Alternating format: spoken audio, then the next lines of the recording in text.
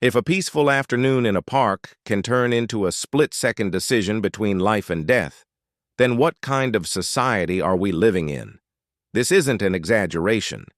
It's a question born from the moment a black man looked up and saw a police officer's hand resting on the grip of his gun. Not because he had committed a crime, not because he was resisting, but simply because he was sitting and reading a book. And then everything erupted in silence.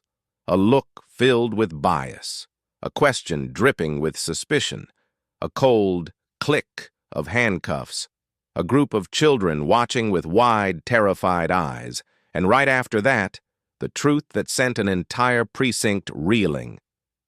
The man in those handcuffs was a federal agent who specialized in investigating racial discrimination cases.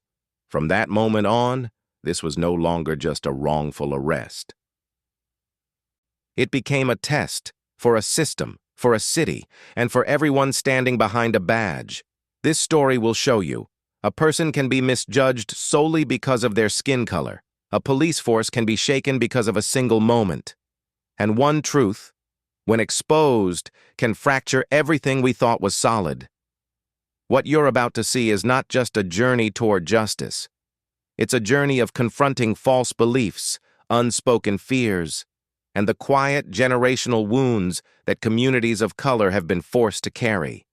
Painful, furious, stifling, then explosive. Every second of this story is powerful enough to make you unable to look away. And when the final truth is revealed, you will understand why some stories must be told all the way to the end. Subscribe to the channel so you don't miss more stories about justice, truth, and the people who are fighting to change the world in the quietest ways. Leave a comment, share your thoughts, and continue watching the video right now. The story begins. Racist police officer arrests black man. Turns out, he's FBI. A late June afternoon in 2021. The Harlem sky felt coated in a thin layer of golden dust, floating between the heavy summer heat and the weary breath of a city that had just survived months of chaos from the pandemic and protests. Children played around the public water hydrant, their laughter rising like tiny punctuation marks in an endless, sorrowful symphony. The footsteps of pedestrians, the hum of cars, the jazz drifting down from a third-floor apartment, all blended into Harlem's familiar orchestra. Amid the bustle of life, Elijah Brooks sat alone on an old wooden bench in Jackie Robinson Park. In his hands was The Fire Next Time by James Baldwin, a book he had read dozens of times, yet every time he opened it, it felt like touching a wound that had never healed. Elijah wore a simple white shirt, sleeves neatly rolled up. He always dressed properly when he went outside. Not because he liked to, but because he had to. He had learned as a child that, as a black man, you're not allowed to dress in a way that scares people. Don't run, don't argue too much. Don't keep your hands in your pockets. Those were his mother's words when he was only 8. Now, at 38, he still lived by those rules, like an instinct for survival. He drew a long breath, taking in the scent of summer, hot asphalt, car exhaust, the smell of grilled meat from the park corner, and the smell of freedom he could never fully trust. Even as a federal agent with the Department of Justice, even after helping solve countless civil rights cases, Elijah knew one painful truth. Outside the polished offices and expensive business cards, he was still just a black man in the eyes of many, and sometimes that alone was enough to get him killed. He had just turned the page when it came. That chilling feeling every black person in America understands. Someone was watching you with suspicion. Elijah didn't look up immediately. He was too used to it. But through the edge of his glasses, he saw a familiar silhouette of America, a white police officer standing a few dozen feet away, both hands resting on his belt, eyes locked on him. Elijah closed his eyes for a second, not out of fear, but exhaustion. Officer Cole Mercer, 47, 27 years on the force, a stern-faced man with a square jaw and short graying hair, was observing Elijah from afar. In his mind, his professional instincts were activating, or at least he believed they were. A black man, sitting alone, too calm, too polite, too put together, not like a typical suspect. Strange, very strange. Deep down, the instincts Cole trusted were really just 27 years of seeing the world through a lens of suspicion toward black people. And Elijah knew that. He read it in Cole's eyes, the look he had seen 1,000 times, the look that had kept people like him from ever returning home. Elijah gently closed his book, placing his hands on the cover, making both hands clearly visible. A simple gesture, but a life-or-death one. He always had to do that. By 2021, Elijah had seen enough videos, enough stares, enough final gasps of "I can't breathe." He knew one wrong move, one tiny misunderstanding, one flash of anger. It was enough to replay decades of tragedy. Cole began walking toward Elijah. Each step is heavier than the last. Each step is more familiar with violence. Each step whispering, "I am the law. I am the power." Elijah felt every step like a needle pressing into his skin. But he didn't shift his posture, didn't move his hands, didn't do anything sudden. He just breathed, as if holding on to his own life. When Cole got close, his voice rang out, pretending friendliness but thick with dominance. "Good afternoon. What are you doing here?" Elijah looked up. His gaze was steady, but deep in it was a weariness only a lifetime of enduring could carve. "Reading," he answered, his voice soft as air. Cole looked down at the book, then at Elijah, then in the book again. Something uncomfortable swelled in him. A black man reading Baldwin on a peaceful summer afternoon? Why did that feel so normal? "Do you live around here?" A simple question to many, but to Elijah, it echoed hundreds of painful memories, every time he had been asked the same thing while standing in the very neighborhood he grew up in. He smiled, a sad smile more than a pleasant one. "I'm around." Cole narrowed his eyes. Not a sufficient answer. In his mind, a black man saying that must be hiding something. "Show me your ID," Cole said, his voice sharper now. Elijah knew this moment could change his entire life. He knew he wasn't legally required to show ID. The law said so, but his skin said otherwise. Elijah asked in a terrifyingly calm voice, "Officer, am I being detained?" Cole flinched, just slightly. Elijah wasn't trembling, wasn't fumbling, wasn't bowing his head. That calmness, in Cole's eyes, was defiance, and his ego couldn't stand it. "If you don't cooperate," Cole said, hand resting lightly on his gun, "you will be detained." Those words to Elijah weren't just a threat. They were memories. They were history. They were the shadow of hundreds of fallen black lives. Elijah answered slowly, each word like placing a stone on his chest. "I am just sitting and reading." Cole didn't hear him, didn't want to. He had already built a scenario in his mind. Elijah was a suspect, and now he had to protect that fantasy at all costs. Elijah knew arguing would only push him closer to rage, and when an angry white cop loses control, a black man dies. So Elijah opened his wallet and handed over his ID with movements slow and soft, as if even the air might trigger the officer's gun. Cole snatched the ID, barely glanced at it, then looked at Elijah with eyes saying, "I'll find something on you." "Stand up," Cole ordered. Elijah obeyed. Carefully, not shaking, not fast, not too confident, not too afraid. But when the handcuffs clicked shut behind him, Elijah felt a humiliation that wasn't just his, but belonged to everyone who looked like him. A black man is handcuffed, simply for existing. A child nearby asked his mother, "Mom, what did he do wrong?" Elijah turned and gave the boy a faint smile. A smile meant to say, "It's okay." But he knew the truth. It was the adults who were terrified. Cole grabbed Elijah and led him through the park, through dozens of eyes watching, eyes full of sympathy, anger, helplessness. Elijah felt each gaze pressing into his back, thousands of untold stories weighing down on him.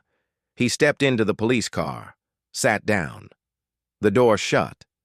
Outside, the world remained bright, noisy, full of children's laughter. But for Elijah, everything switched off. Only two things remained: the humiliation and the fear that, even as a federal agent, he could still die like so many other black men, meaningless, without cause. Cole got into the driver's seat, started the car, feeling satisfied as though he had kept the community safe. Elijah looked out the window, watched Harlem's treetops slide by like long shadows of history, and he wondered, how many more times? How many more lives? How many more black people must live in fear before anything changes? The car moved. The air inside thickened. Cole looked at Elijah through the rearview mirror, eyes mixed with arrogance and confusion. Why was this man so calm? Why wasn't he afraid? Elijah knew the answer. He wasn't afraid of Cole.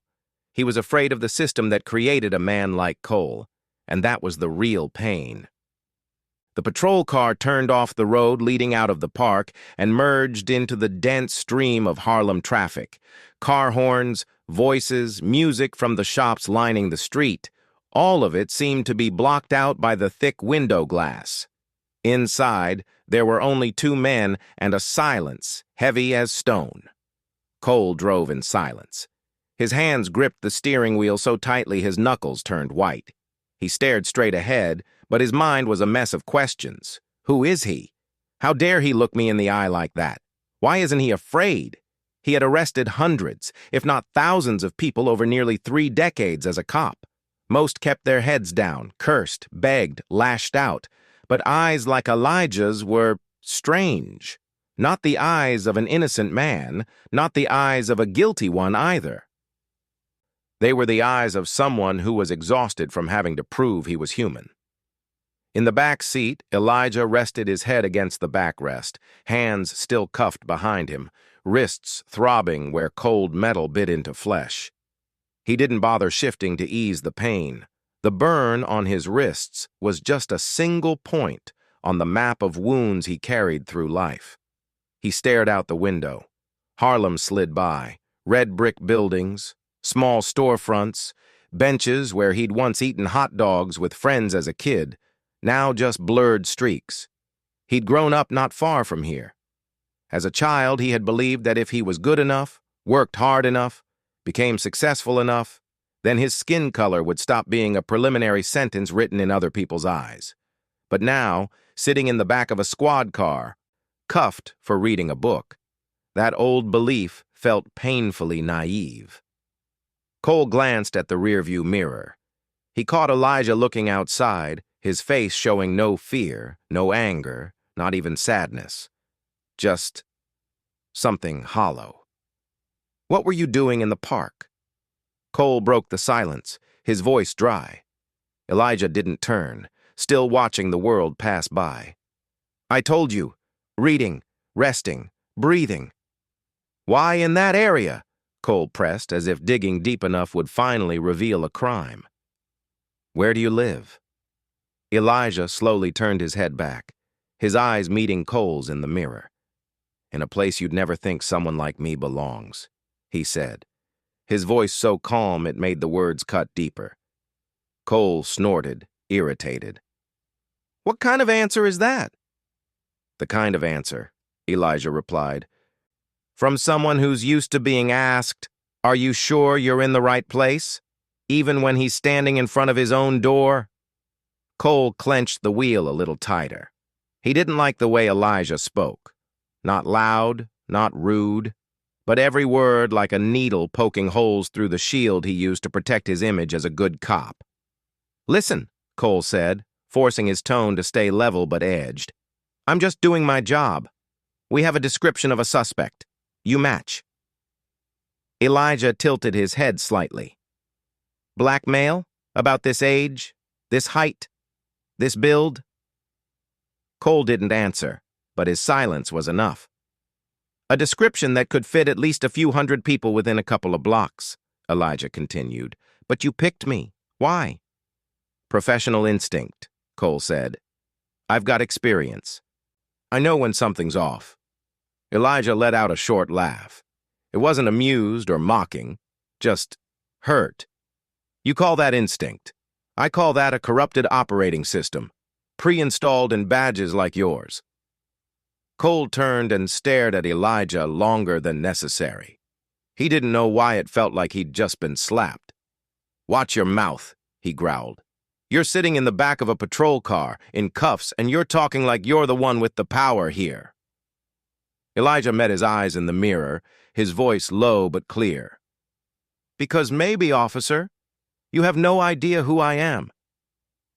A brief silence. This time, Elijah was the one to look away first. He didn't want to keep pushing, not because he was afraid, but because he knew that saying more now would only make things worse, for himself, and for the man behind the wheel. "Don't give him any more reason to say he felt threatened," he reminded himself. The old brick building of the 28th precinct appeared, dark against the newer high-rises sprouting around a gentrifying Harlem. The blue sign, the American flag waving out front, as if always ready to remind everyone that here, law and order came first. Cole pulled in, killed the engine. He took a deep breath before stepping out. He didn't understand why his chest felt so heavy. He had brought in murderers, robbers, drug dealers, and never felt this burden. He opened the back door, grabbed Elijah's arm, and pulled him up. Elijah stumbled slightly, forced to bend as he stepped out in handcuffs, but he quickly regained his balance. He would not allow himself to appear weak in front of the dozens of eyes watching from the steps, from the windows. Those looks, Elijah knew them well. Part curiosity, part judgment, part relief that, at least today, it's not me. Crossing the heavy glass doors, Elijah felt like he was walking into a world that was both deeply familiar and deeply foreign. He had once stood on the other side of this system, in a suit, DOJ badge around his neck, working with teams investigating police misconduct. He knew the procedures, the blind spots, the internal cover-ups, and today he walked in as a black suspect arrested in a park. Thinking of that, a bitter smile tugged at the corner of his mouth. At the front desk, the officer on duty looked up as Cole brought in a cuffed man. It was Officer Ramirez, a young Latina woman. Her eyes skimmed over Elijah's face, then lingered for a moment, as if something about him felt familiar, but she couldn't place it yet. "What's this, Mercer?" Ramirez asked, fingers still moving over the keyboard. "Another disorderly?" "Matches the description from last week's robbery," Cole said quickly. "Picked him up at Jackie Robinson Park. Suspicious behavior? Refused to cooperate at first." Elijah heard the vagueness in every word, suspicious, and refused to cooperate. He had read too many reports like that. They were the clean coat thrown over dirty actions. Ramirez looked more closely at Elijah. Something in his bearing, his eyes, the way he stood even in cuffs, felt unlike the usual people dragged in here. "What's your name?" she asked, neutral. "Elijah Brooks," he replied slowly. Ramirez's hand froze for a beat above the keyboard. That name. She had seen it on internal reports, in a few emails from the Department of Justice, and in a civil rights training the whole precinct had to attend over Zoom. She looked at Elijah again, this time longer. Could it be him? But before she could ask, Cole slapped the ID down on the desk. "Here, put him in the system. Then send it up to Captain Torres." Ramirez picked up the ID, eyes flicking over the information. A second later, she hid her jolt with a small throat clearing. Captain Torres is in her office, she said, handing the card back. You should bring him up to see her. Right away. Cole frowned. Right away? He's just a suspect. We don't need— Trust me, Mercer, Ramirez cut in, this time looking at him with a more pointed gaze. You'll want Captain Torres to know about this sooner rather than later.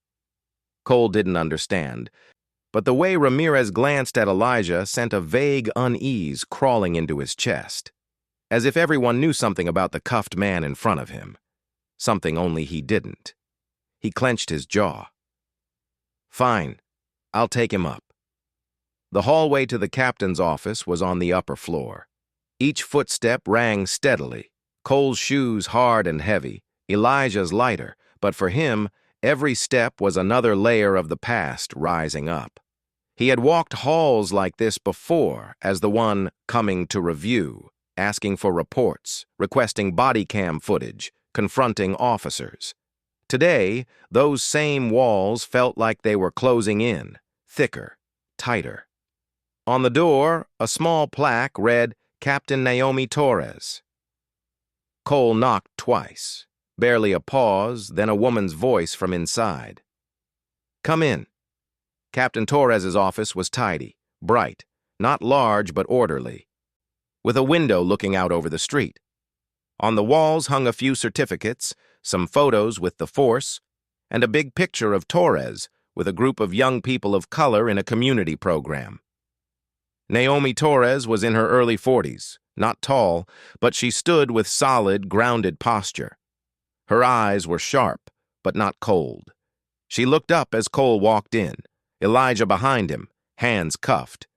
For a very brief moment, her gaze met Elijah's, and something flickered, quick, subtle, but not missed by Elijah. Mercer, Torres said. What's this? Got a suspect in the park, Captain, Cole replied like he was reporting a minor victory. Matches the robbery description.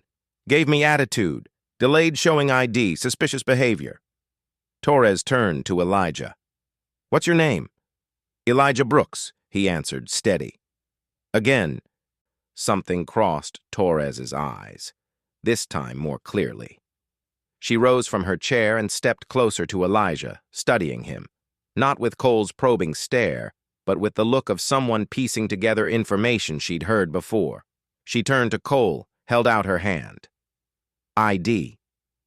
Cole gave it over. Torres glanced at the card, reading the name, date of birth, address, then paused. She knew this name, not just from paperwork. What exactly did he do that was suspicious? Torres asked, still looking at the card. Sat alone, scanning the area, Cole answered. Tense, evasive. When questioned, gave vague answers, obviously hiding something. Elijah tilted his head slightly. Vague, he repeated. You mean when I asked, am I being detained? That was vague. Shut up, Cole snapped, losing his cool. You're on police turf right now, understand? Torres lifted her head, blinked once, then turned to Cole. Since when is asking about one's rights considered attitude, Mercer? Cole froze, not expecting that from his captain. Captain, I was just— Do you have any evidence beyond the fact that he is a black man, sitting in a park, and not rushing to hand over his ID? Torres asked, her tone level. The question peeled away the thin layer of justification Cole had been clinging to. We have a suspect description, he insisted. Tall black male, around that age, similar build. A description that could apply to at least a third of the black men in this area. Torres cut in. You know that, right? Elijah stayed silent, feeling like he was watching a play in which he was both actor and audience. Torres exhaled softly, then turned back to Cole, placing the ID on the desk. Mercer, step outside for a moment. I want to speak with Mr. Brooks alone. Captain, Outside. Her voice dropped, steel hard. Cole's jaw tightened. Clearly unhappy, he removed his hand from Elijah's shoulder, backed away, and stepped out, closing the door behind him. The atmosphere changed the moment the door shut. Torres studied Elijah for a long moment, as if confirming what she suspected. Then she spoke, much more gently. "Special Agent Brooks, right?" Elijah smiled faintly with no hint of triumph. "Seems like internal memos travel faster than I thought." "Department of Justice," Torres nodded, recalling. "Civil Rights Division. I watched you present in a webinar about use of force last year." She paused, then added, honestly, "And I remember your face very clearly." Elijah looked at her, exhaustion flickering in his eyes. "I'm guessing no one told the guy outside about that." Torres let out a breath as if trying to push something heavy off her chest. "No, and I'm not sure I want him to know. At least not yet." She stepped back to her desk, set the ID down, then looked straight at Elijah. "First of all, Mr. Brooks, I'm sorry for what happened out there, for you being cuffed, paraded through this station like a criminal." Elijah shook his head slightly. "You're not the one who did it." "But I'm the one in charge here," Torres replied, "and I know very well, things like this don't happen in a vacuum. They're enabled by culture, by how we train, how we supervise." Her words left Elijah silent for a few seconds. He hadn't expected a precinct captain to say it that plainly. Torres asked quietly, "Why didn't you say you were an agent? You could have ended all this back at the park." Elijah glanced out the window. Down below, cars were still moving, people still walking, as if the world had no idea a black man had just been arrested for reading. "I've asked myself that question many times in my life," he said. "Should I flash my badge every time I get stopped? Should I use my position to force people to respect me?" He turned back, eyes deep and still. "But if they only respect me because I'm a special agent, then that's not respect for who I am. The day I'm not wearing the badge anymore, will they still see me the same way? Or like they did today out there?" Torres said nothing. The question didn't need an answer. She knew it. Elijah knew it. Both understood. "You're right," she nodded quietly. "No matter who you are, what you do, or what color your skin is, you didn't deserve to be treated that way." Elijah smiled, this time with a sorrow that ran deep. "It's not just me. Anyone who looks like me. The problem is, a lot of people like me never get to stand in this office and tell the story." For a moment, Torres didn't just see Elijah as a victim or an agent, but as an entire generation speaking through him. She inhaled, then said, "I'll deal with this, internally, officially, by the book. Are you planning to file a report with DOJ?" Elijah looked at her, his gaze no longer simply calm but edged with something else. Part caution, part hope. "I'm not here to take revenge on a single officer," he said slowly. "I'm here because every time something like this happens and no one speaks up, it becomes a little more normal." He paused, then finished. "I just want to make sure this doesn't get buried, and that when you all talk about training, reform, about we will do better, it's not just words on a press release." Torres nodded, this time firmly. "I understand, and I agree with you." She turned toward the door, saying, "I'll call Mercer back in. We'll make it clear you're not a suspect and release you immediately. After that, that's when the hard part starts." Elijah's mouth twitched. "The hardest part always comes after people think it's over." Torres opened the door. "Mercer," she called, her voice half a degree colder. "Come in." Cole stepped inside, his expression a mix of annoyance, worry, and a strange, creeping unease. "Mr. Brooks here," Torres said clearly, "is not the suspect you're looking for. You will release him right now." Cole blinked. What? Captain, we haven't even questioned." "There is no we here," Torres cut him off. "You arrested the wrong man. He will be released immediately. The cuffs, take them off." Cole swallowed, his hand slightly trembling as he took out the key. He stepped up to Elijah, the metal cuffs giving a soft click as they opened.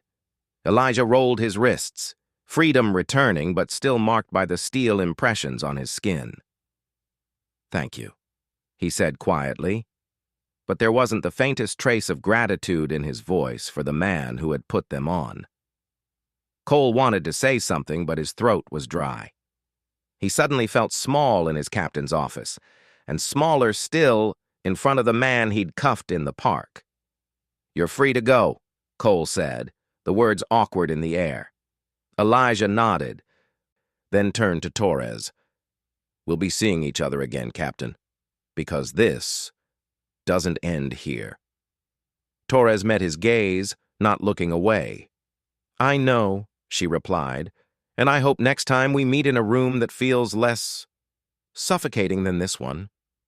Elijah walked out of the office, leaving behind a Cole Mercer standing like his strings had been cut, and a Naomi Torres whose eyes had already decided that from today on, this would not be allowed to fade like all the other times.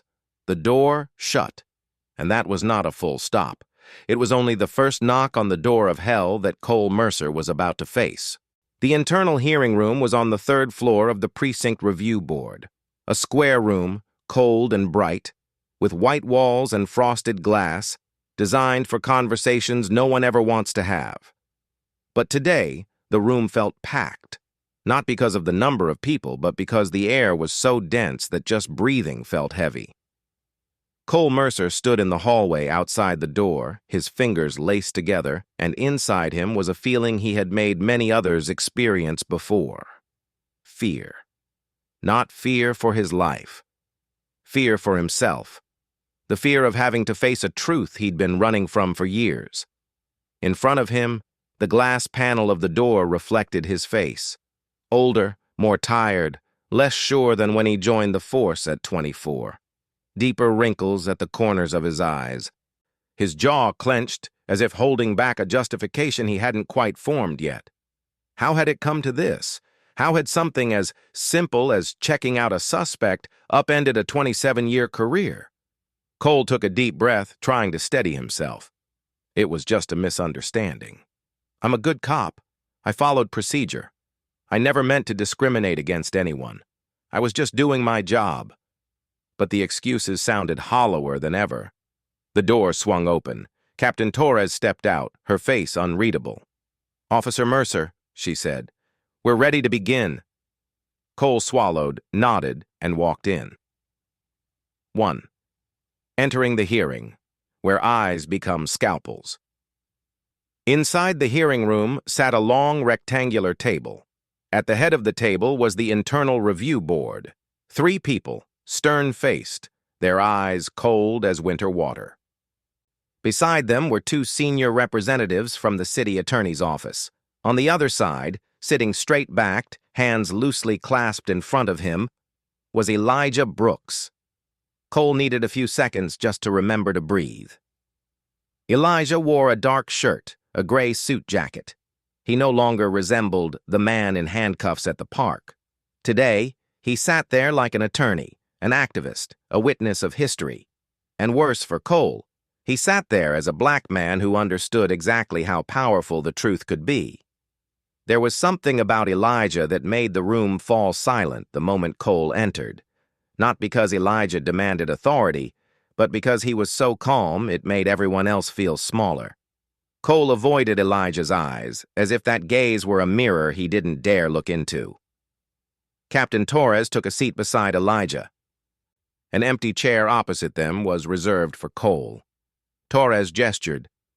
"Officer Mercer, please sit." Cole pulled out the chair, feeling it as heavy as the weight of 27 years of unacknowledged mistakes. 2. The opening, and the first crack in the wall of self-deception. One of the internal affairs officers opened the session. Today's hearing is to determine the legality, reasonableness, and motivation behind the arrest of Mr. Elijah Brooks on June 18, 2021, at Jackie Robinson Park. His voice was low, even, impartial, but not warm. He turned to Cole. "Officer Mercer, according to your report, you believed Mr. Brooks matched the suspect description and acted suspiciously." We'd like you to walk us through the incident. Cole straightened in his seat, trying to hold on to his composure. I was patrolling the area. I had a suspect description from the report, a black male, tall, approximately 30-40 years old. When I saw him sitting there, I felt something was off. One of the board members raised an eyebrow. Specifically, what made you feel off? Cole blinked. A question that sounded simple, but his throat tightened as he tried to answer. He looked at me in a very strange way. Not scared, not nervous. Too calm. Torres tilted her head, her tone just slightly edged. In other words, he didn't do anything. Color crept up Cole's neck. I felt like he was trying to hide something. Felt? The internal officer repeated. Just a feeling? Yes, but... Torres cut in. Officer Mercer, do you realize that what you're describing, a black man sitting calmly, not panicking, is not suspicious behavior? It's the behavior of someone who isn't doing anything wrong. Elijah remained silent. He didn't object. He didn't nod. He didn't look at Cole with hatred. That silence was exactly what sent Cole's heartbeat off rhythm. 3. Elijah speaks, and the room holds its breath. A board member turned to Elijah. Mr. Brooks, can you describe what happened from your perspective? Elijah lifted his head. His voice was deep, clear, steady, but carried the weight of a lifetime. I was sitting and reading. A book about civil rights. I wasn't talking to anyone. I didn't make any sudden movements. I was just sitting there and breathing. He paused, drew a breath. Elijah Brooks, 38 years old, born and raised in Harlem. Federal agent, Department of Justice, Civil Rights Division. I've investigated dozens of police misconduct cases, including cases very similar to how Officer Mercer treated me that day. The room went dead quiet. If I hadn't mentioned that I worked for the Department of Justice, Officer Mercer might never have known who I was, and that scares me. No one spoke. Elijah continued. I wasn't scared because I was arrested. I was scared because if I hadn't stayed absolutely calm, if I hadn't kept my hands on my thighs, measured every word I said, avoided every extra movement, I might be dead. Cole wanted to say something. Apologize? Deny? But his throat locked. Elijah looked straight at him. You asked why I wasn't afraid. I'm not afraid of you, Officer Mercer. I'm afraid of the system that created you. The sentence slid in like a blade through Cole's armor. 4. The board presses in, and excuses hit the floor. One of the internal officers opened a file. Officer Mercer, we've reviewed the body cam footage. In the video, Mr. Brooks is fully cooperative. His tone is calm. His hands remain visible at all times. He makes no threatening moves. Cole clenched his fists, but kept his voice level. Body cams can't capture what you feel. We don't investigate feelings, the officer interrupted. We investigate actions. Torres looked at Cole. And your actions, approaching with your hand on your gun, demanding ID without lawful cause, applying handcuffs, were all based on assumption and bias. Elijah stared down at the table. If anyone looked closely, they would see his knuckles tighten just slightly. A board member asked, Officer Mercer, do you think your reaction might have been influenced by race? The question landed like a cold blade at Cole's throat. I don't discriminate based on color, Cole protested quickly. I act on experience, on instinct. Elijah raised his head and spoke softly. The problem is, what trained your instinct? What besides the stories, images, and stereotypes you've absorbed for 27 years? Why have you never felt uneasy seeing a white man reading a book in a park? Cole opened his mouth, then shut it. He had no answer, no justification. Nothing left but the raw, exposed truth. 5. The turning point. Elijah speaks for a generation.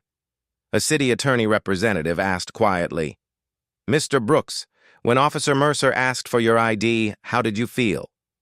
Elijah leaned back in his chair. There was a long stillness before he spoke. "I felt tired." The room stirred in surprise.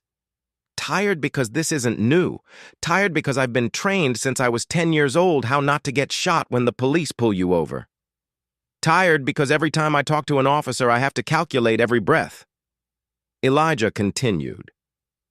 "When I was 14, my friend and I were stopped. We hadn't done anything, but I saw the officer's hand go to his gun. I looked at that hand and thought, what's it going to come out for? For my skin?" He paused, his voice catching just slightly. "At the park, I saw that look again. That look that says I'm dangerous, not because of what I did, but because I exist." One of the board members whispered, "God." Cole drew a shaky breath, his eyes reddening. 6. Cole breaks, seeing himself for the first time. Finally, Torres turned to Cole. "Officer Mercer, do you have anything you'd like to say?" Cole opened his mouth, his voice cracking. I never meant to hurt anyone. I just thought I was doing the right thing." Elijah looked at him. No smile, no ridicule. "That's the problem," Elijah said. "A lot of people like you think they're doing the right thing." Cole lowered his head. "You look at me like I'm the bad guy," he said quietly. "I'm not that." "You're not evil," Elijah replied, his tone firm but sorrowful. "You're dangerous, because you don't know you're dangerous." Those words snapped the final lock around Cole's chest. His shoulders sagged. His eyes filled. For the first time in his career, he understood. Elijah wasn't just accusing him. Elijah was reflecting him back to himself. 7. The hearing ends, and silence falls like a verdict, one of the board members spoke. "We'll issue a decision within a few days.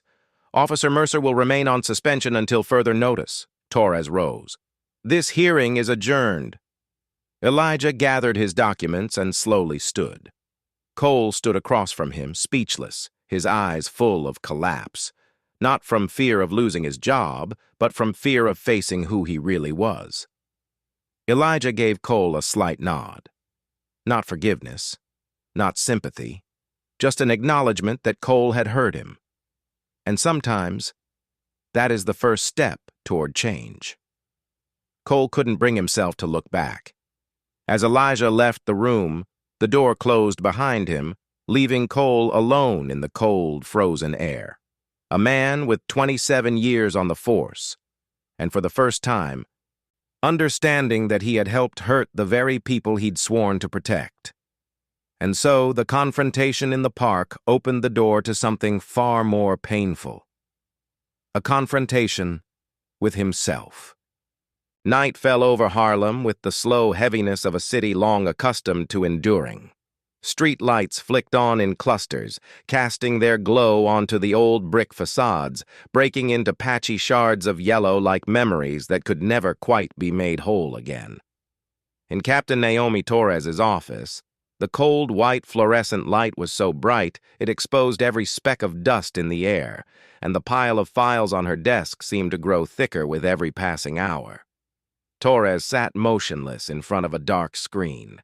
She had just finished re-watching the hearing. Every word, every breath, every stretch of silence lingered in her mind like waves that refused to recede. She had thought she was used to reports, explanations, tense internal confrontations. But Elijah Brooks, he was unlike anyone she had ever met. Not because he was a federal agent, not because he spoke well, not because he was calm, but because behind that voice, an entire generation was breathing. 2 knocks on the door. "Come in," she said, her voice softer than usual. Detective Harper walked in, carrying the heavy gait of someone who'd read too many painful truths in his life. In his hand was a thick folder and a small black USB. He set them down on Torres's desk and exhaled. "Captain," he said, "we've got more witness statements. And the body cam." Torres looked at the folder like it was a blade. She didn't ask what was in it. She only asked, "How bad?" Harper drew a breath. "Very bad." He opened the folder right there on the desk. His voice was steady but sad, as if every line he read cost him a piece of faith in humanity. "First witness," he read. "Middle-aged woman. She says, 'I saw him, the black man, sitting and reading. And I saw Officer Mercer standing a distance away watching him like he was waiting for a reason to arrest him.'" Torres exhaled, but it was the kind of breath that couldn't find its way out. Harper continued. "Second witness, young male. I saw the cop put his hand on his gun. The other guy didn't do anything. I was scared he was going to shoot." Torres looked up. Hand on his gun? In that situation? "That's not all," Harper said, flipping to another page. "A group of 3 teenagers say Elijah said to them, 'It's okay, I'm fine.'" Torres frowned. He was in handcuffs, and he was the one reassuring other people? Harper nodded, unable to hide the bitterness in it. "The youngest kid cried, Captain. He said, 'I'm scared black people in handcuffs don't come back.'" That sentence froze Torres in place, as if someone had dropped a boulder onto her chest. Harper set the file down. "The body cam is worse." Torres said nothing, just held out her hand. Harper placed the USB in her palm, like he was passing on a truth he wished didn't exist. Torres plugged the USB into the computer. The screen lit up. A long, heavy breath of Harlem seemed to flood into the small office. The video opened on the familiar view from a patrol officer's chest cam. Cole Mercer walking through the park. Late afternoon light gone golden. Children's voices echoing in the distance. But there was a tension in his stride, an unhealthy alertness, like an old wolf looking for an excuse to pounce. Then the frame moved to Elijah, sitting still, reading Baldwin, sunlight filtered through leaves and landing on the open pages. He was so at peace that even through the video you could feel that sense of quiet. But the body cam showed clearly how Cole looked at him like a threat, as if a black man at peace was something suspicious. Torres felt her skin prickle, not because of Elijah, but because of the way Cole's eyes looked at him. Then Cole's voice in the video. "Good afternoon. What are you doing here?" Elijah looked up. "Reading." Just 2 words, but they carried all the civility society claimed to expect. Cole stepped closer, questioned more, his tone growing sharper. Elijah kept his hands on his thighs, clearly visible, so no one could say he'd reached into his pockets. "My God," Torres whispered. The video recorded every moment Cole built his so-called dangerous situation. The way he tilted his head, rested his hand on his gun, snatched Elijah's ID like taking evidence from a criminal. Harper watched the screen, his voice rough. He never allowed Elijah to be a person. Not for a single second. Then came the hardest moment to watch. Elijah stood when ordered, turned around when told. No resistance, no arguing, no sharp movement. The click of the handcuffs rang out colder than steel. The body cam caught Elijah's face from an angle, his eyes blinking just once, not from fear. It was the look of someone far too familiar with this. And that familiarity was the deepest wound of all. Torres touched her fingers to her lips, as if afraid that if she didn't, she might say something she couldn't take back. Harper spoke in a low voice. "Those aren't the eyes of a criminal. Those are the eyes of a man who's been humiliated so many times that the pain has turned into silence." Torres shut off the video. The room went as quiet as a grave. Finally, she sighed. "Call Mercer up." A few minutes later, Cole walked in. Gone was the rigid, hardened officer. What stood in front of her was just an old, tired man trying not to collapse. Torres stood, facing him without needing to raise her voice. "We've watched the body cam and, Mercer, it's much worse than what you reported." Cole stared at the floor. Captain, I didn't mean— Not meaning to doesn't mean you didn't do it, Torres said, her voice sharp as a knife. You approached a man reading a book like you were approaching an armed suspect. You put your hand on your gun before he even said his first sentence. You threatened to arrest him without a lawful basis. You put him in handcuffs, in front of children. Each sentence landed squarely in Cole's chest. His lips trembled. His breathing turned ragged, as if something inside him was breaking apart. Captain, he whispered, I'm not a racist. Torres looked at him for a long time, a very long time, long enough for the truth between them to sharpen into focus. Mercer, she said gently but painfully, no one is born that way, but you behaved like a man who's been trained to fear black people for 27 years. Cole looked at her, his eyes reddening. I hurt him, he said. Torres neither nodded nor shook her head. She only asked, What are you going to do with that? She signaled Harper to open the door. Elijah walked in. The air shifted immediately, not because of Elijah's authority, but because of the weight of the truth he carried in with him. Cole looked at Elijah the way a man might look at someone he'd pushed off a cliff by accident.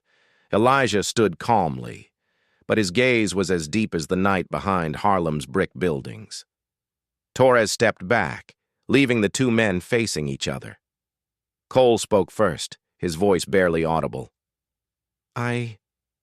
I'm sorry. Elijah didn't answer right away. He looked at Cole as if seeing straight through him, down past the last layer of excuses Cole had been clinging to all these years in order to see himself as a good cop. Finally, Elijah spoke, his voice neither loud nor sharp, but impossibly heavy. I know you didn't mean to, but that doesn't make it hurt less. Cole blinked rapidly. Elijah went on. I'm not angry because you put handcuffs on me. I'm angry because you looked at me and saw danger. I'm angry because you didn't see a person. A tear slipped from the corner of Cole's eye. He tried to speak, but his throat closed. I didn't know. I was hurting people like that.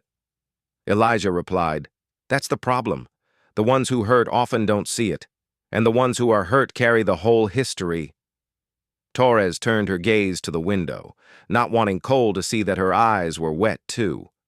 Elijah let out a soft breath, then said the final words, stamping the truth between them. You don't scare me, Mercer. You exhaust me, and maybe that's worse. The room sank into silence. A silence so deep it felt like the entire building could hear it. Torres stepped back to the desk, her voice steady but unyielding. Based on the evidence, testimony, and the body cam footage, Mercer, you're suspended pending the board's final decision. You'll be notified of the outcome soon. Cole nodded, offering no protest. There was no defensiveness left in his eyes, only real regret, and the dawning realization that he'd never understood himself as well as he thought. Elijah left the room first. He didn't look back, not out of contempt, but because he was carrying too much weariness to take on anyone else's. Torres watched him walk down the hallway. Harper stood beside her and asked quietly, You think this will actually change anything? Torres watched Elijah's back fade into the hallway lights, then said, If anyone's strong enough to crack this system open, it's him. Then she turned back to the body cam USB on the desk, a small piece of plastic holding a raw slice of truth people were always trying to bury. And maybe, Torres said, cracks are the first step before the light gets in. That morning, the New York sky was gray in an unusual way. It wasn't that rain was coming, but more like the entire city was standing on the threshold of something important. Something was cracking open, and something else was about to appear. More than a week had passed since the hearing, and the tension, taut as a drawn string, still hadn't left Precinct 28. In the large meeting room of the disciplinary board, the polished wooden floor reflected the cold light from the straight rows of bulbs overhead. 3 chairs facing the board sat still like 3 invisible witnesses. Chairs carried no emotion, but the people about to sit in them carried their entire lives. Elijah walked in first. He wore a simple navy suit not to impress, but to keep himself standing firm inside. There was no hint of triumph on his face, no trace of someone waiting for revenge. Only the steadiness of a man who had lived through too much pain to feel relieved by being cleared. He didn't need exoneration. He needed change. Captain Naomi Torres entered a few minutes after him. She nodded at Elijah. Their eyes met just long enough to say, "Today is not an easy day for anyone." The door swung open again. Cole Mercer walked in. Gone was the stiff posture of a seasoned officer. Gone was the cold steel in his eyes from when he'd closed in on Elijah at the park. Gone was the confident stride. Today, every step felt like it carried the weight of 27 years, stripped bare in just a few minutes of body cam footage. He sat down, hands clasped together, lips pressed tight like a man silently asking whether he even deserved to exist in this room. The board entered. The door closed. The air suddenly turned heavy as stone. A presiding member, hair white as snow but voice still strong, began. "We are here to deliver the final decision regarding the wrongful arrest committed by Officer Cole Mercer." No one moved. Only the soft tapping of a pen against the table broke the stillness. The chair continued. "We have reviewed the full body cam footage. We have heard all testimonies. We understand the seriousness of this incident." He looked to Elijah first. "Agent Brooks, would you like to say anything before we issue our decision?" Elijah rose. Light caught in his eyes. Pained but clear, tired but steady. "To be honest," Elijah said, "I don't want to see anyone lose their career. I don't want any family to suffer because of one person's mistake." He paused, glancing at Cole. Cole didn't dare look back. "But I also can't stand here and say everything is fine. It's not fine, not at all. Smoothing over mistakes is not forgiveness. It's enabling. And no one has the right to enable things that can cost an innocent person their life." The pen tapping stopped. Elijah went on, his voice like someone slowly reopening a scar. "I've spent my life working in civil rights because I know exactly what it feels like to be seen as dangerous just because of my skin color. But the fact that I am a federal agent is the only reason I made it out of that situation alive." He swallowed lightly. When a black person with degrees, with a title, with power, still has to fear dying just for breathing in a park, that's not one man's fault. That's on the entire system. The room fell silent. Elijah's final words were soft, but sharp as a needle. "I don't want to see anyone fired, but I do want to see accountability. I want to see someone at least once take responsibility for hurting us." He sat down. No one took a deep breath. No one shifted in their seat. Even the light seemed to hold still. The presiding member turned to Cole. "Officer Mercer, would you like to say any last words?" Cole stood, his legs visibly shaking. I have no defense," he said, his voice breaking. "I watched my own body cam, and for the first time in my career, I didn't recognize the man in that video." He looked at Elijah, the first time he truly dared to look deeply. "I don't know why I saw you as dangerous. I don't know why I put on you everything I was taught, everything I'd seen, everything I'd heard my whole life." His voice choked. "All I know is I was wrong, deeply wrong, and I am sorry." The air in the room suddenly felt very, very thin. The chair took a deep breath and opened the written conclusion in front of him. "Officer Mercer, after careful consideration..." Torres tightened her hands for 2 seconds. Elijah did not move. Cole barely breathed. "The board has decided you are terminated from the police force, effective immediately." A light tap of the gavel. But in Mercer's mind, it crashed like thunder. No one clapped. No one sighed in relief. There was no gloating, because this wasn't a victory. It was a necessity. Mercer sat down, covering his face with both hands. Not because he'd lost his job. He'd lost the way he'd always seen himself. And that was the harshest sentence. Elijah stood, looking at him for a long moment. Not with anger, not with hatred. Just sadness. A sadness so deep it carried the weight of all the generations who had endured before him. When Elijah left the room, Torres walked a few steps behind. She said nothing. She simply walked with him in silence. In the long hallway, the neon lights reflected off Elijah's shoes.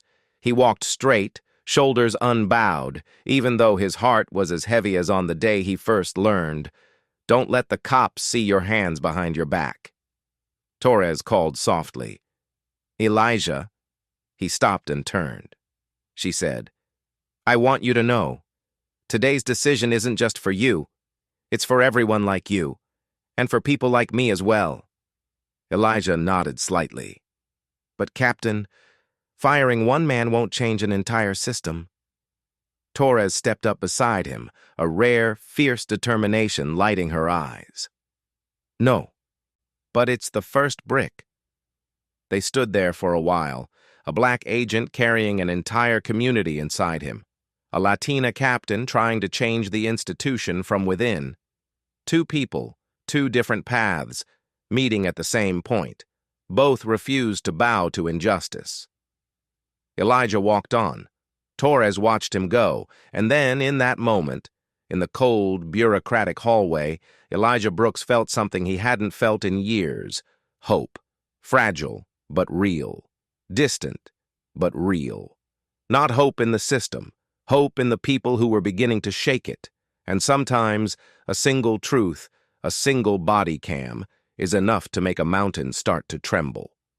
That next morning, Harlem was colder than usual. A thin breeze swept through the old rows of buildings, scattering the last yellow leaves still clinging to the sidewalks. The city seemed caught between two seasons, the same way the New York Police Department was caught between two eras. An old one that had just cracked open, and a new one that hadn't quite taken shape yet. Elijah Brooks climbed the marble steps of Precinct 28. Each step felt like stepping into a new chapter of a story he never thought he'd become a main character in. He wasn't wearing the formal suit he'd worn to the disciplinary hearing. Today, he dressed simply, a black sweater, an olive overcoat, classic shoes. He looked like any ordinary citizen arriving to take care of routine business, and somehow, that felt right.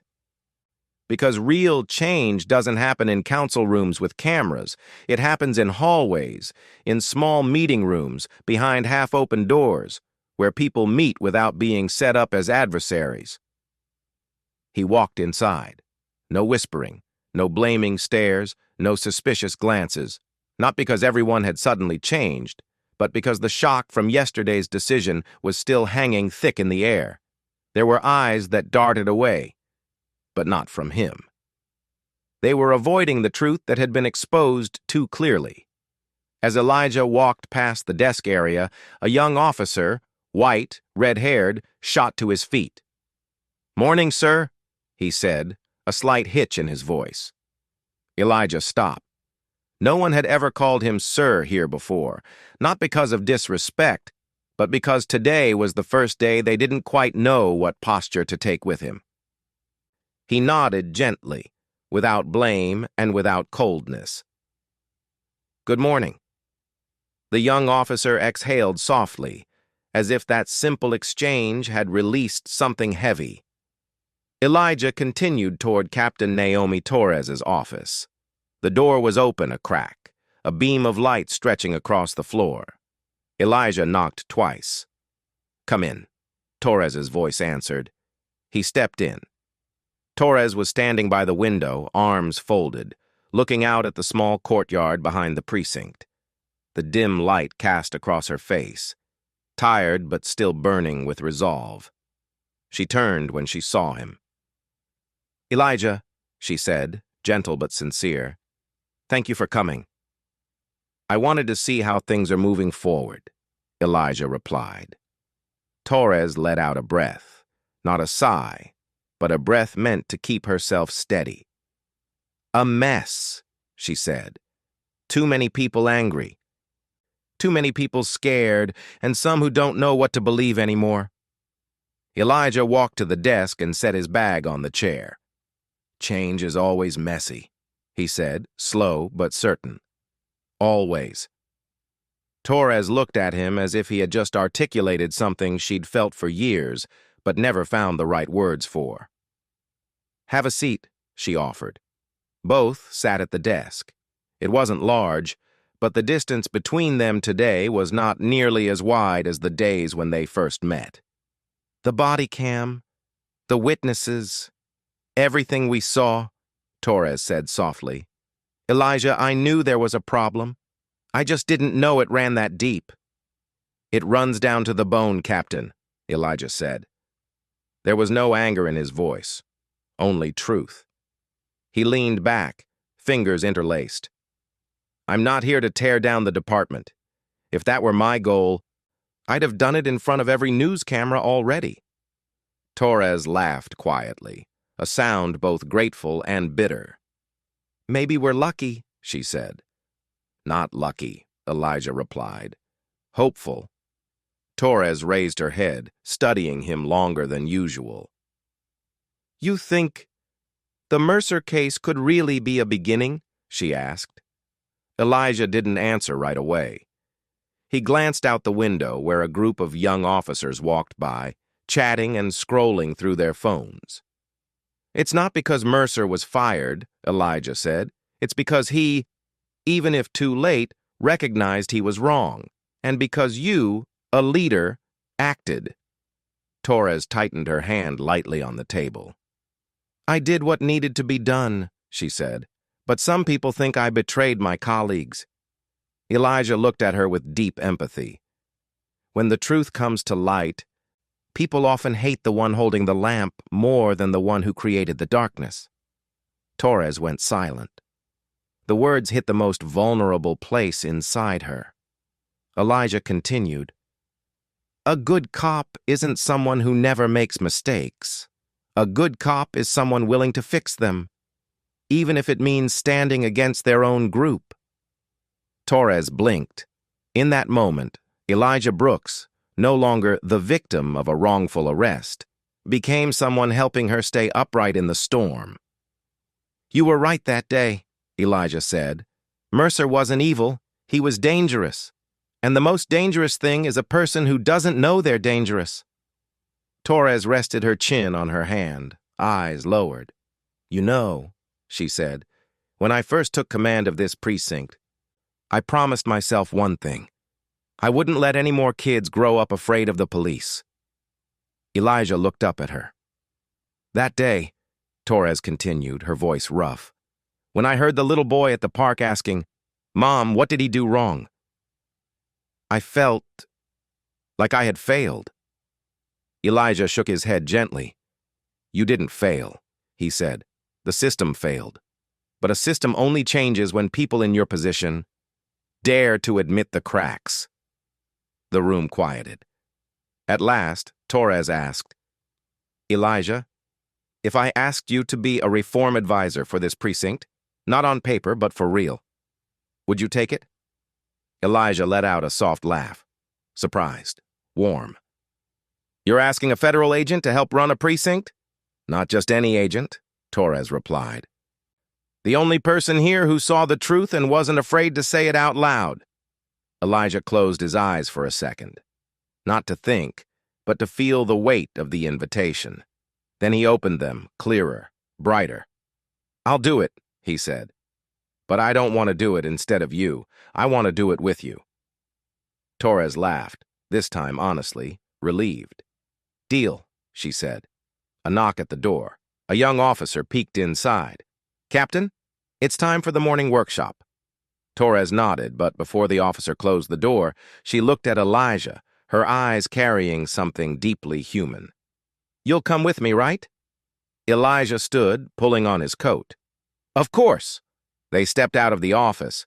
The hallway today was filled with white light, not the cold light of bureaucracy, but the kind that hints at a door opening. As they passed the briefing room, an older black officer spoke up. Agent Brooks. Elijah stopped.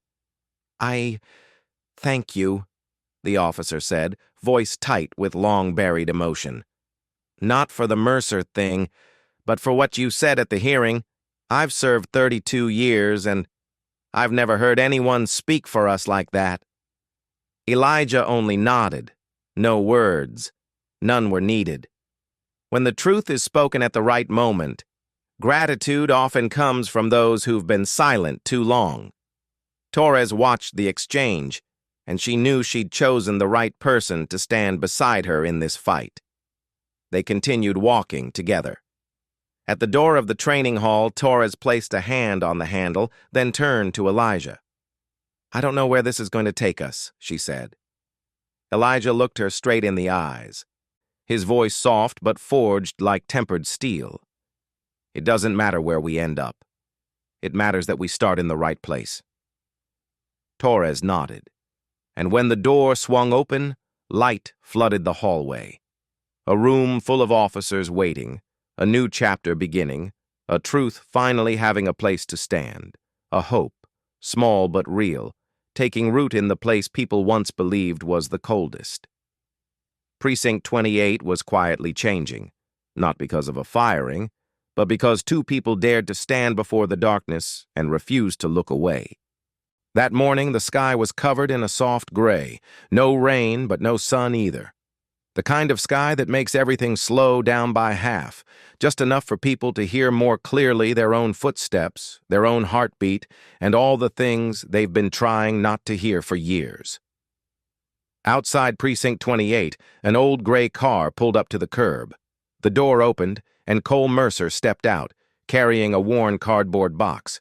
Inside were a few odds and ends from a lifetime in uniform, a photo of his first-year patrol unit, a small Officer of the Month trophy from some distant year, a few pens, a ceramic mug printed with the NYPD emblem, and the real badge of his had already been taken.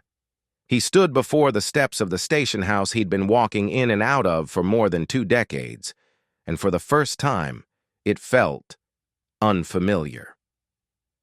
Not because the building had changed, but because he had, or more accurately, he had just been forced to truly look at himself. He took a deep breath and climbed the steps one by one. Each slab of stone felt like it pressed another layer of weight onto his chest, not stone, not time, but memory, of all the times he'd walked in here feeling proud, certain he was the hero protecting order. Today, he wasn't so sure anymore. The glass door opened when he pushed it lightly. No one stopped to look. No one greeted him, but no one turned away either. The entire precinct was in a suspended state, unsure whether to treat him as a colleague or an outsider. And in that moment, Cole understood. Sometimes the harshest sentence isn't the line written on paper. It's the half-frozen looks of the people who once walked beside you. He didn't blame them. He no longer had the right to. Inside, Captain Naomi Torres was speaking with a group of officers at the bulletin board about new training sessions, implicit bias, de-escalation in communities of color. She stopped when she saw Cole at the end of the hallway, holding the box against his chest. But before she could say anything, another figure appeared behind Cole. Elijah Brooks. Cole didn't need to turn around to know who it was. There are people whose presence feels like the light in a room has shifted. Hard to mistake. Elijah stepped into the precinct in his olive coat, carrying a few folders. He was there to help Torres prepare for the first round of workshops. He hadn't expected to run into Cole on this particular day. But sometimes life likes to arrange encounters no one has had time to prepare for. Cole turned around. The two men stood facing each other in the hallway where everything had begun, and where everything was now being rewritten. No one spoke right away. Torres watched from a distance, feeling like she was witnessing the final chapter of a film whose ending even she didn't know. She took a step back, choosing not to intervene. Some conversations belong only to two people. Cole was the one to break the silence. "Agent Brooks," he said, his voice lower, rougher. "I just came to pick up the rest of my things." Elijah looked at the box in Cole's hands. Small objects, meaningless to the world, but taking up almost all the space in one man's life. "Yeah," Elijah replied, his tone neither cold nor warm. "I understand." Cole swallowed.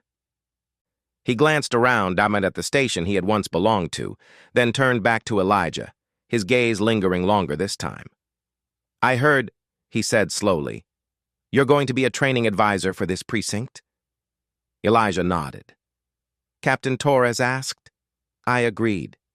If we want to change how police see communities of color, the best way is to speak directly into the place that once saw them wrong. Cole pressed his lips together. He didn't argue. He no longer had the standing to. "Good," he said quietly. "They need that." Elijah tilted his head slightly. That wasn't the response he had expected, but it was one he could respect. Cole gestured toward the hallway on the left. "My office? Well, my old office still has a few things. I'll be quick." Elijah didn't avoid him. "I'll come with you," he said. Two men, one who had worn the cuffs, one who had put them on him, walked side by side down a narrow hallway that still felt like there was a chasm between them. But at least they were moving in the same direction. Cole's office wasn't big. A desk, a file cabinet, a few family photos, some sticky notes on the board. Everything so ordinary it was almost meaningless against the backdrop of what had happened. Cole set the box down and began gathering the last of his things. A framed photo of him with his son when the boy was little, dressed in a Halloween police costume. A card from his ex-wife on the day he got promoted. An old postcard from a fallen colleague. Elijah stood by the door, not stepping into that private space. He simply watched, quietly, as if observing not just objects, but the pieces that had formed the man standing before him. After a moment, Cole turned back, his voice low. "I know.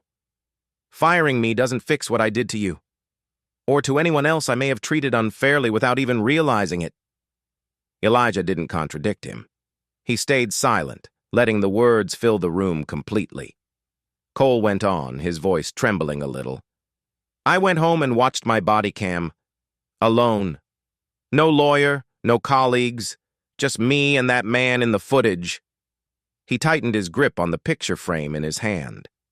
"And I realized," he said, his throat tightening, "the person I feared most in that video wasn't you. It was myself." Elijah looked directly at him. There was no satisfaction there. "No, I told you so. Only a kind of understanding that exists between people who have both had to face the truth about themselves." Elijah spoke softly. "Seeing yourself isn't always a pleasant experience." Cole gave a small, humorless laugh. "Pleasant?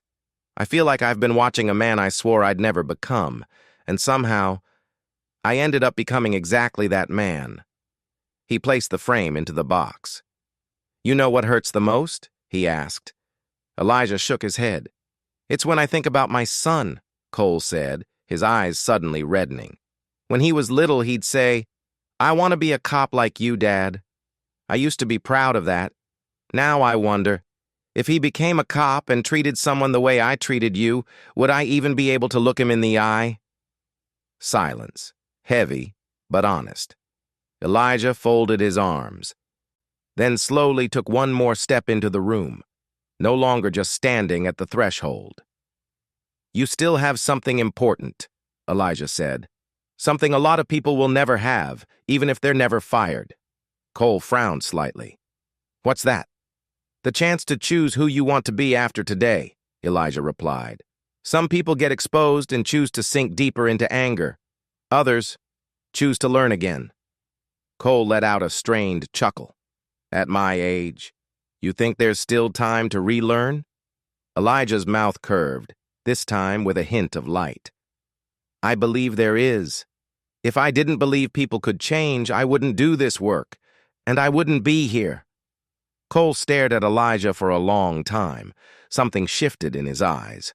Not just tears, but a faint shimmer of gratitude blurred by regret. "You don't hate me?" Cole asked quietly. Elijah didn't answer right away. He weighed each word carefully, like someone measuring ingredients for a difficult medicine. "I'm angry," he said. "Not just because of you, because of everyone before you who saw me the way you did, and because of those who'll come after you, if this system doesn't change." He exhaled. "But hate you?" Elijah shook his head.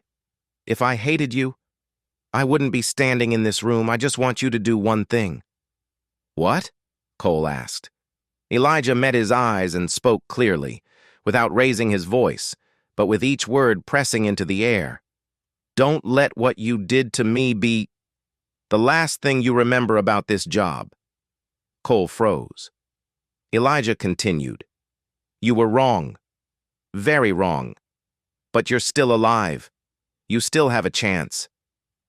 Take everything you've just been through, the shame, the guilt, the collapse, and turn it into something that keeps others from repeating your mistake." A tear slipped from Cole's eye and ran down his age-lined cheek. "You want me to tell other people how badly I screwed up?" he asked, as if confessing his own failures in front of others was its own kind of terrifying nakedness. Elijah nodded. "Sometimes the strongest warning doesn't come from the victim, but from the one who caused the harm. If one day you stand in front of a group of young officers and say, 'I used to think I was a good man until my own footage proved otherwise,' maybe one of them will change the way they reach for their gun, the way they look at a black person." Cole fell silent. This time, for longer. Torres, still standing in the doorway all this time, barely dared to breathe. She knew this moment wasn't hers. It belonged to these two men who had collided at the line between life, death, justice, and error. At last, Cole placed his hand on the edge of the box, as if resting it on his entire life. "I don't know if I'm good for anything after getting fired," he said, "but if there's any way to make sure my mistake isn't pointless, I think I want to try."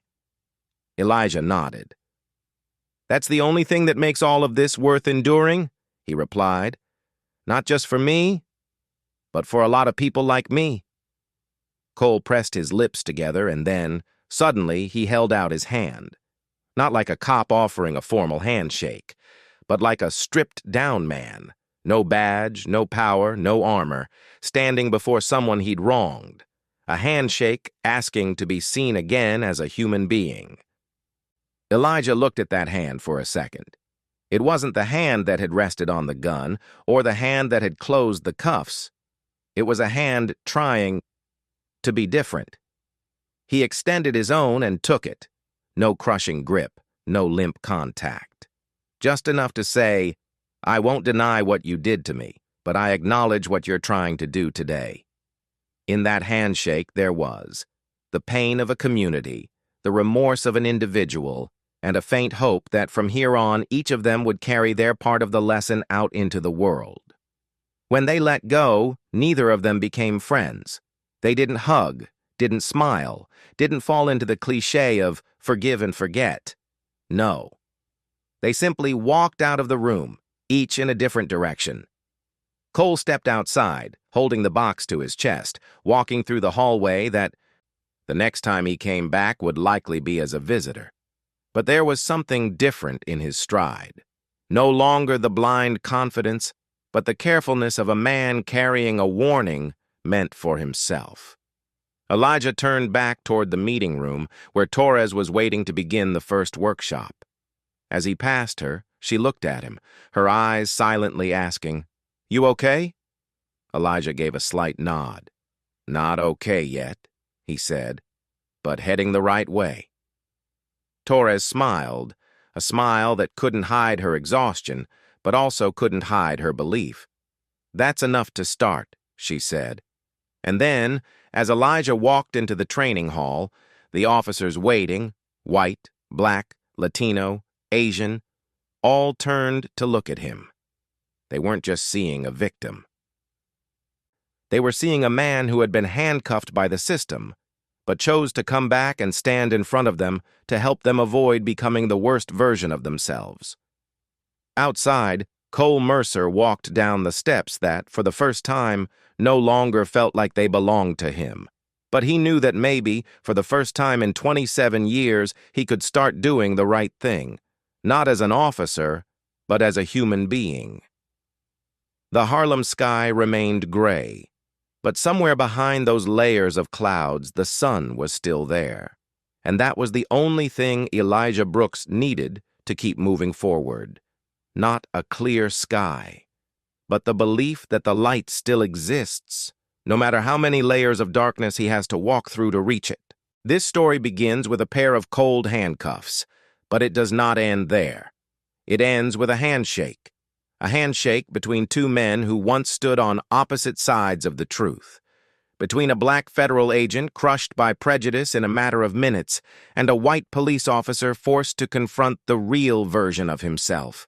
There is no absolute victory, no villain punished to the sound of roaring applause, only human beings, real, fragile, flawed, trying to move toward what is right. Elijah Brooks does not seek revenge. He does not demand anyone's destruction. He chooses a harder path, pulling an entire sluggish system toward justice. Cole Mercer is not forgiven easily, but he is given a chance not to let his mistake become his legacy, a chance to speak the lesson he paid for with his career. And at Precinct 28, small shifts begin to take root.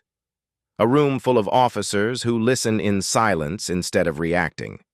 A captain who does not avoid the darkness but walks straight into it.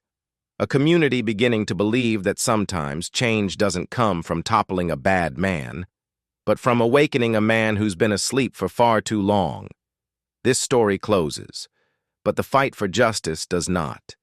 It continues in every gaze that pauses long enough to think before it judges. In every hand that doesn't reach for a gun just because someone looks different. In every black child who sees hope instead of fear when passing a patrol car. If this story tightened your chest, if it made you think of the people around you or made you ask yourself what you would do when faced with injustice, then that is exactly why it needed to be told. Subscribe to the channel so you don't miss the next stories about justice. Leave a comment and tell us what resonated with you most. Share this video if you believe even a small action can stir a heart, because justice doesn't come from the loudest shouts. It comes from the stories that make us unable to stay silent any longer. Thank you for watching until the end. See you in the next story.